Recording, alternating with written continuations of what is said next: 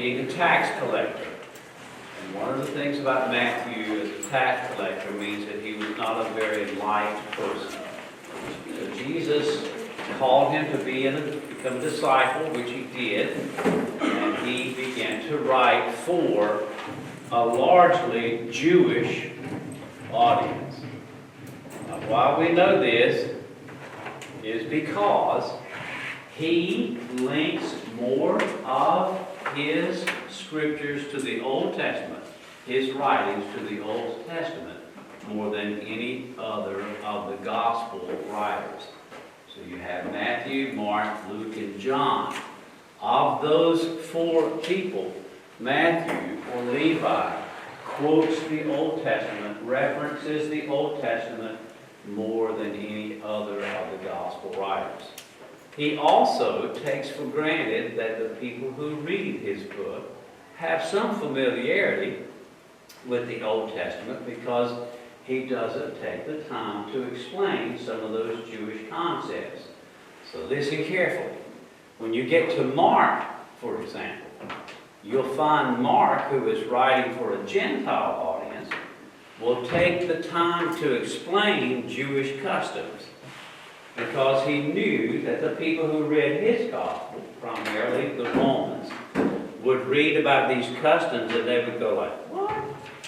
And so he explained, but Matthew assumes that people who read his gospel will know about those particular qualities of life and characteristics of Jewish life.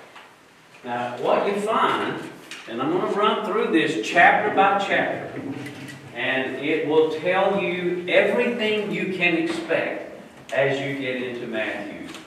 So in the first chapter, and this is really helpful if you just jot it down and just kind of know what you're getting to when you come to it. You'll look for it, you'll find. Matthew chapter 1 begins with the genealogy. And it's linked back to Abraham. And it's linked to Jacob, David, primary people in it. So he's, of course, since Abraham is like very important to the Jews, and David is very important to the Jews, you will find Matthew's genealogy links everyone back through the Jewish line. The important thing that Matthew has is to show Jesus' Jewishness and Jesus' right to be a king. So his genealogy reflects that. So when you get to the genealogies, it is a big temptation to just skip right through it, and I will tell you that if you do that, you will probably be all right. Just make sure you pick up the main names. What I do is I generally circle the names that I recognize and the ones that I know, and I get it in my head that these are the people that Matthew wanted us to know Jesus' family was associated with. So we believe the genealogy was through Joseph, his earthly father. And the reason why we believe that is because Luke later has a genealogy we know was traced back to Mary. In both cases, they show, the writers, Luke and Matthew, show that Jesus was connected to David. Why is that important? Why is it important that Jesus be connected to David? Patricia, you need to turn around and repeat it later. Do you want to sing? You want to come to this corner? Why is it important that Jesus be associated with or connected with David? Because David is the king. And the promises in the Old Testament was that the descendant of David would take the throne. So, we also have in Genesis chapter 1 the birth of Jesus. So, we find at the end of that chapter how Jesus was born. You will read about that. Chapter 2, you find the story of the wise men, or magi. And the beginning of Jesus's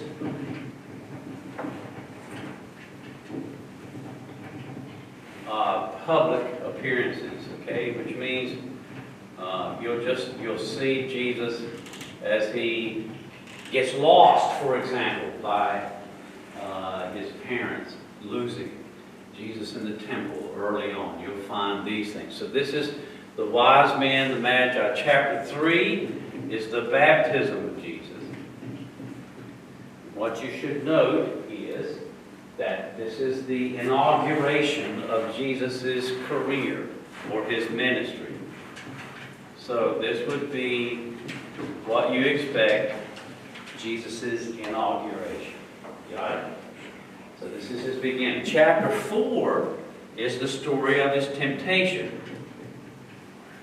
So when you get to that, you will find those very familiar passages that deal with man shall not live by bread alone, but by every word that proceedeth out of the mouth of God. Which incidentally links us to what we are studying during our Sunday morning worship, which is we're studying about the Bible. So what did Jesus just say about the Bible? That every word proceeds out of the mouth of God. That's a very strong endorsement for the Scriptures. Chapter 5, 6, and 7 are what we call the Sermon on the Mount.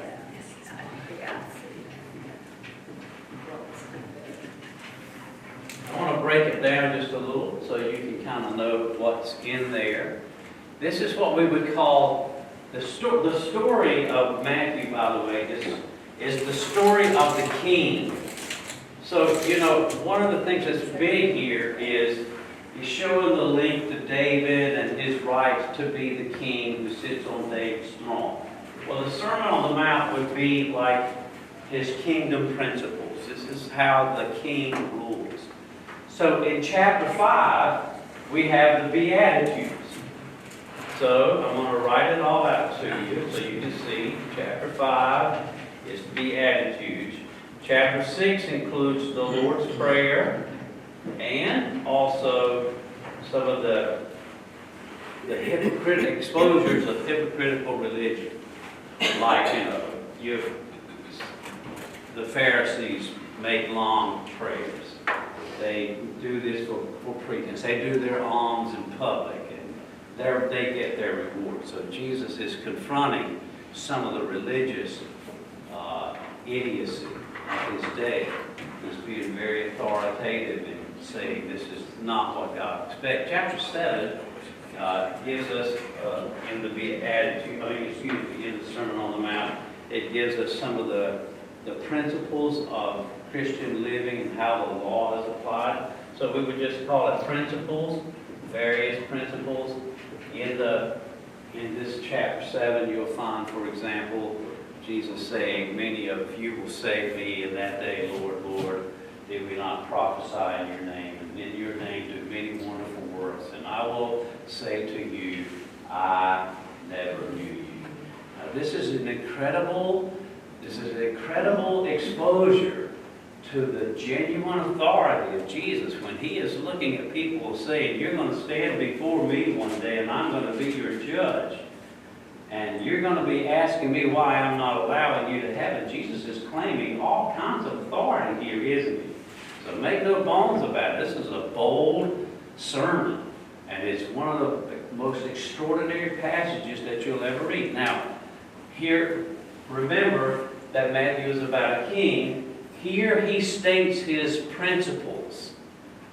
Beginning in chapter 8 and in chapter 9, we have a demonstration of his power. So what Matthew does, power and miracles.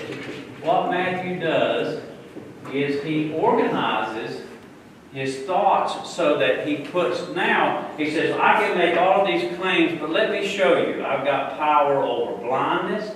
I've got power over hearing issues. I've got power over disease. I've got power over storms." You'll see all of these things just kind of cataloged and put together in the 8th chapter, in the 9th chapter. So you'll have a conglomerate of miracles. At the end of the 9th chapter, right here, you have Jesus saying, "Now pray that the Lord of the harvest would send forth laborers into the harvest." And so Jesus has established his inaugural address. In chapter 9, Jesus is saying, now let's pray for this kingdom message to be revealed. So I'm going to go back up here to the top, and we're going to start at chapter 10. So here we go. We'll just use this so we won't have to do all of the work all over again. But in chapter 10, we have Jesus sending out his disciples. Sends out his disciples as his ambassadors. And they are overwhelmed at the power that is accompanying them. So they do great things. They come back and they're saying, wow, you know, this is awesome. We get a chance to do things. We saw things. We saw the demons being cast out. It was pretty incredible. So you have Jesus sending out his disciples in chapter 11. In chapter 11, you have the response to Jesus at this time. So this is what happens in chapter 11. You have first his family begins to question him. Like, is he off his rocker? You know, if y'all ever had that kind of experience where something really is going on, you think you're really doing it, and people look at you like you're really crazy. Well, this was amplified 100 times with Jesus. This family began to question him, and other people began to challenge him in Matthew chapter 11. As indeed, to show you this, that goes on in chapter 12, where you find that they accused him of being in league. So the Pharisees accused him of being in league with the devil. So they said he's casting out demons by the power of the prince of the devils, Beelzebub. So in league with the devil. And so in the midst of this, in chapter 11 and 12, we have all these reactions to Jesus' work. You find Jesus in that middle of that saying, "Come to me, all of you who labor and are heavy laden, and I will give you rest. Take my yoke upon you. Learn of me, or learn from me, and you'll find rest unto your souls. My yoke is easy, my burden is light." So Jesus' reactions to the reactions of the people to him is he invites people to come to him and to experience the rest. Now, chapter 13, we have the 7 parables. Now, the reason why Jesus spoke to them in parables is because the reactions that they were having, he wanted to teach them in a way that the people who were willing to listen would get it, but that the people who were combative or antagonistic toward him, they would not get it. So he used these parables. It starts with the parable of the soil. There are 4 soil types, you remember, the parable of wheat and the tares. And you have the parables of the kingdom that are mentioned in chapter 13. Chapter 14, you have the story of John the Baptist and his death. And that's when you'll learn about how Herod reacted to the message of confrontation that John the Baptist brought, because Herod had taken his brother's wife. And just in case you don't get that, Herod divorced his wife and stole his brother's wife and was living with her. And John the Baptist confronted him about it and said, it's not lawful for you to do that. And so you remember Herod's wife, his new wife, his brother's former wife, she had arranged for John the Baptist's head to be cut off. Now please don't miss the significance of this, because John chapter 14 is a turning point, and the reason why it's important in the story is because Jesus has declared his kingdom agenda. Jesus has shown his authority by having power over disease and all of that. He's shown his authority over the demons, etc. He has commissioned his people who have gone out and started bringing the kingdom in. He has all these things happening. And the people, instead of responding in a favorable way in chapter 12, they begin to accuse him of being in league with the devil. They begin to challenge and confront him. In chapter 14, so 13, he's teaching some different way. In chapter 15, you'll find the challenge goes even more deeply when Jesus goes out and begins to reinterpret the law, especially the Sabbath. So we have a confrontation that is headed and it's beginning to apex over the matter of Jesus' picking grain on the Sabbath day. And at that point, people began to really turn very antagonistically against Jesus. So you're going to begin to see in 14 the things shift to where Jesus' popularity is going down. And then in chapter 16, you have Jesus teaching about the church. And he talks about Peter's great confession, which is, and I really hope that you'll see this in light of what I've said thus far, and that is this. Chapter 15 and 14 and 15 are about cutting off God's voice, about shutting down Jesus' teaching and getting rid of it. In chapter 16, Jesus turns to his disciples and he says, well, who do people say that I am? And they begin to say kind things. Oh, some people say that you're John the Baptist raised from the dead. They don't say, some people are saying you're the devil. But we just read that. So they begin to answer kindly. And then Jesus said, but who do you say that I am? And Peter said, why, you're the Christ. You're the Son of the living God. And Jesus said, bingo, and that's what I'm going to do, is I'm going to build my church upon these understandings. The confession that you have given is going to be how I'll build my church upon people like you who get it, people who confess it. I will build my church through that. And so chapter 16 is about that. And then you'll finish with chapter 17, which is the story of the Transfiguration. Just in case you don't know what that is when Peter, James, and John went up on top of the mountain and they saw Jesus changed into this gloriously glowing being, the person that he truly was before he was covered over in flesh. In other words, he was emanating his glory. And Peter, James, and John saw it and they were awestruck. It was a moment where they knew, oh, yes, this is the Christ, the Son of the living God. They could see. And they understood. And that's the way it works, by the way. Faith believes, and then it sees. It is not seeing and believing. It is believing and then seeing. Does that make sense? And so in the story of Matthew, they believe, they confess. And because they believe and confess, then they see the glory of Jesus in Matthew chapter 7. And that's where you'll end up next week. Now, any questions or comments? All right. We're going to do a real quick overview of Genesis because this is what you will find in the book of Genesis. Genesis was written by Moses. It's attributed to Moses. I'll tell you, it has 50 chapters in it.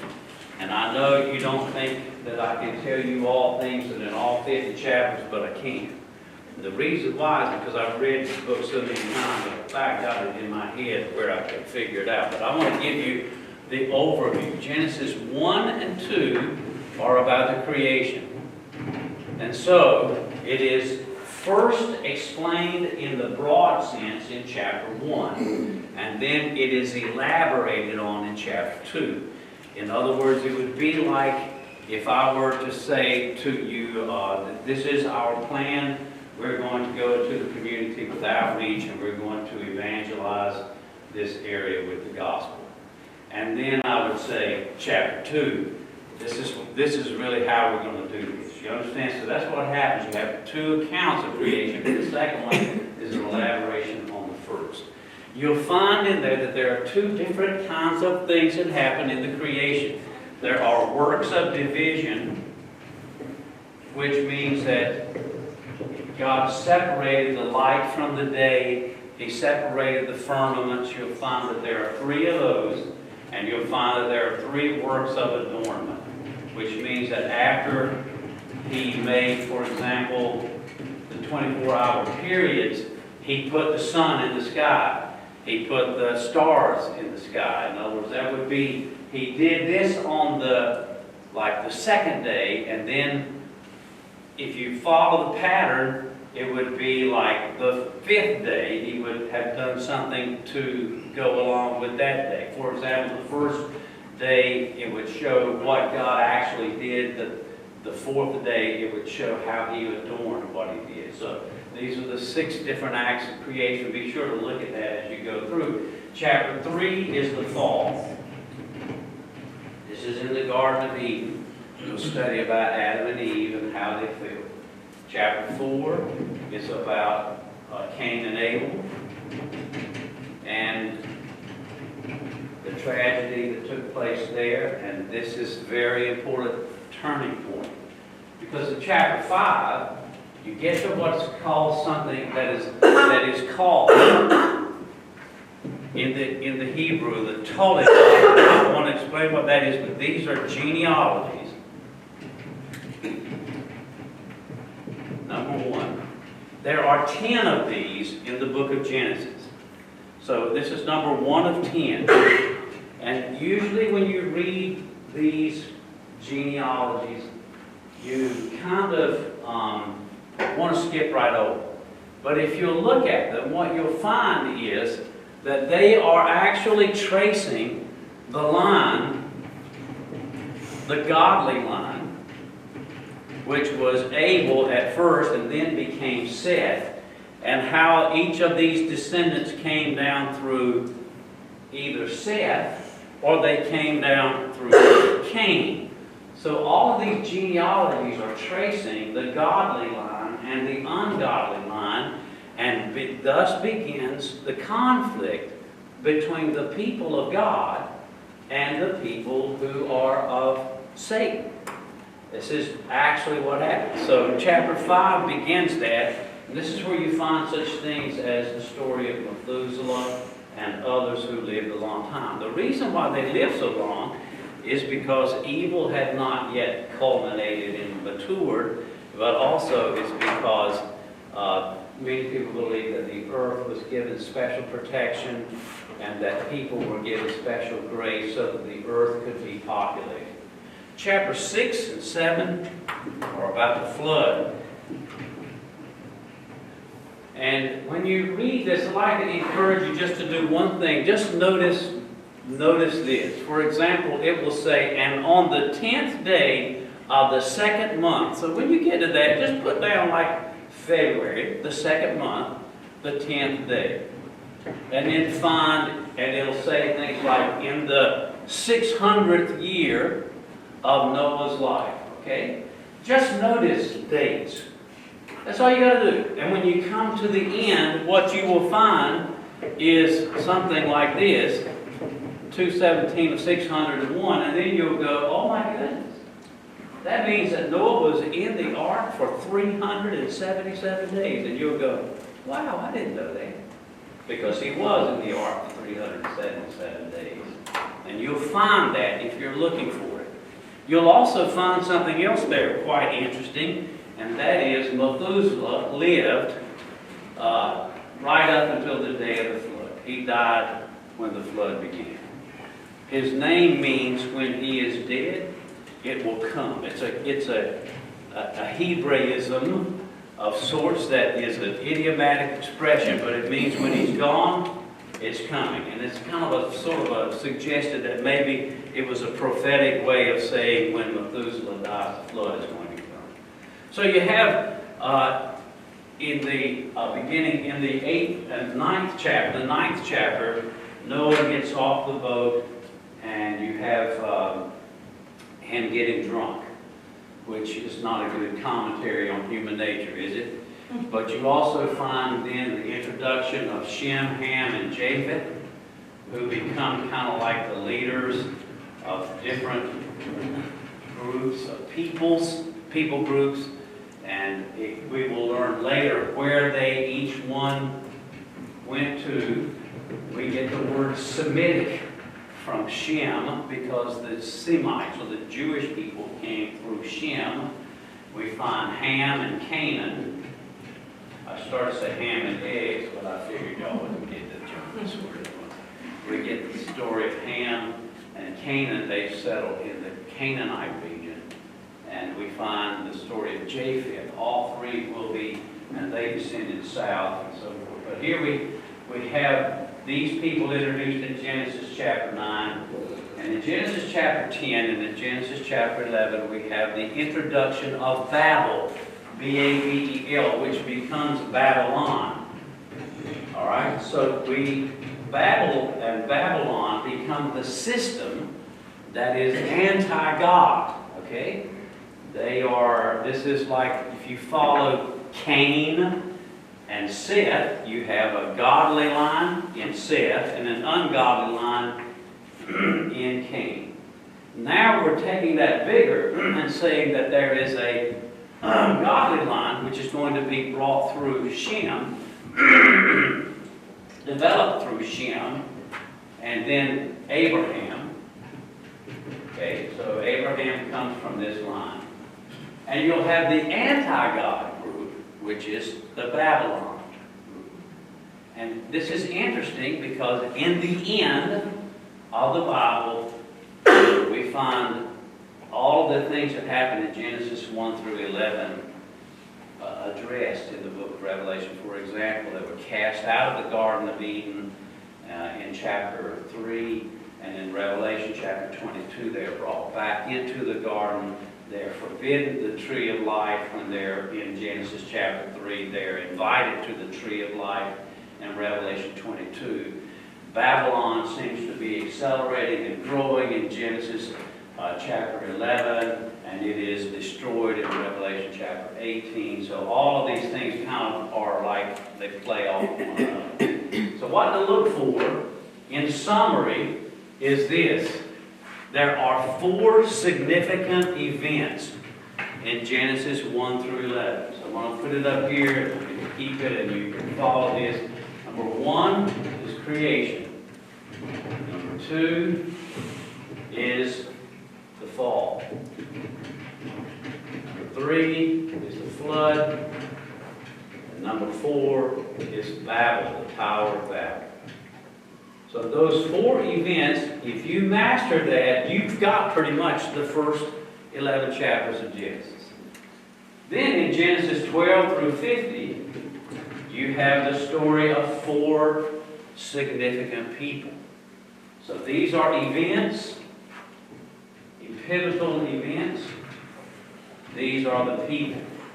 And those people are, number 1, Abraham, who is introduced to us at the end of Genesis chapter 11, but developed through chapter 12, all the way through chapter 28. So you have Abraham, then you have Isaac, and who comes next? Who comes after Isaac? Jacob. And who comes after Jacob? Joseph. So here's what you will find as you read Genesis 1 through 11. You'll find these 4 different people developed. And in these people, you should begin to see, oh yeah, I understand. This is where this came from. Somebody has put it like this. In Genesis 1 through 11, we have the beginnings, or the genesis of the human race. And in the Genesis 12 through 50, we have the introduction and the development of the Hebrew race. Because Abraham is the father of the Jews. In this you will find Abraham is a life of faith. He walks by faith. Isaac is a person of rest and grace. Jacob is a man who needs to be sanctified. He is a man being sanctified. I don't want to say it. Sanctifying process.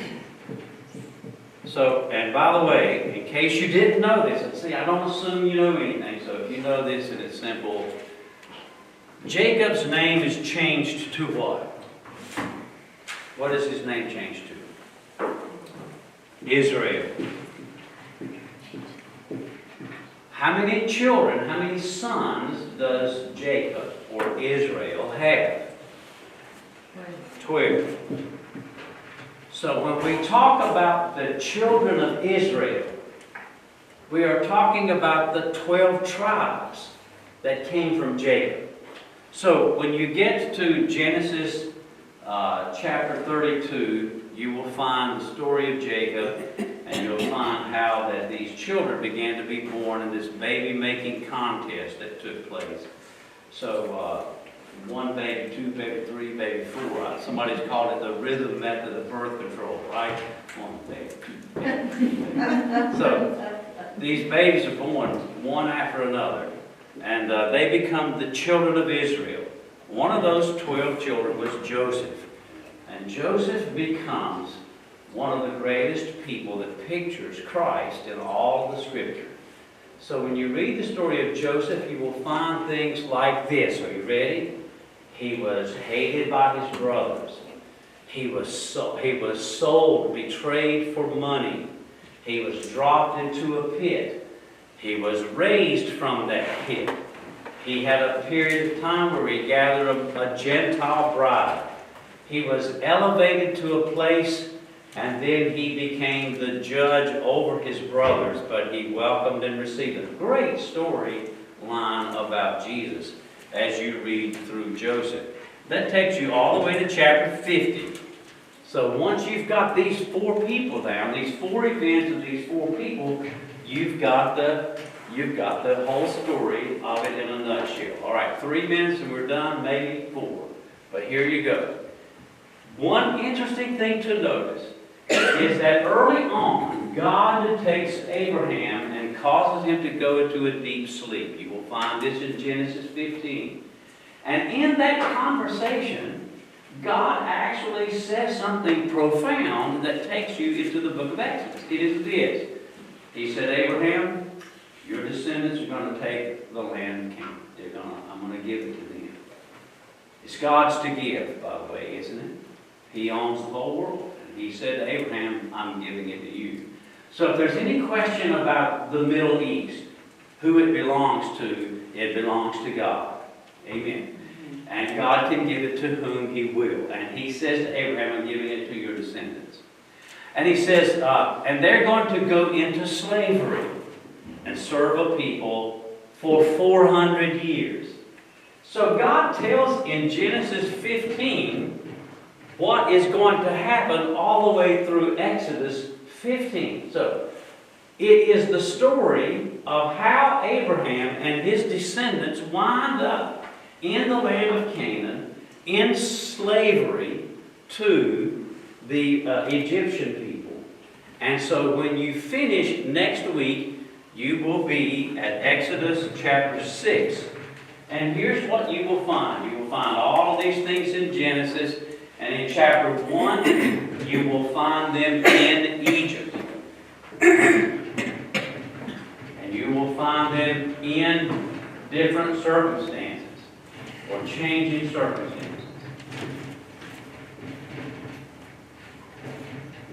All right, so everybody follow this. So they're in Egypt. You know how they got there. They got there because of Joseph. You find out that they are into slavery, and then you're introduced to the next major person in the Bible, which is Moses. So you have in Exodus chapter 2, you have the introduction to Moses. And then you have in chapter 3 how God calls Moses. In chapter 4, how God begins to work with Moses. chapter 5 and chapter 6, how God reveals his covenant name to Moses, and how the whole contest then begins with chapter 6. Now listen, and we'll close with this.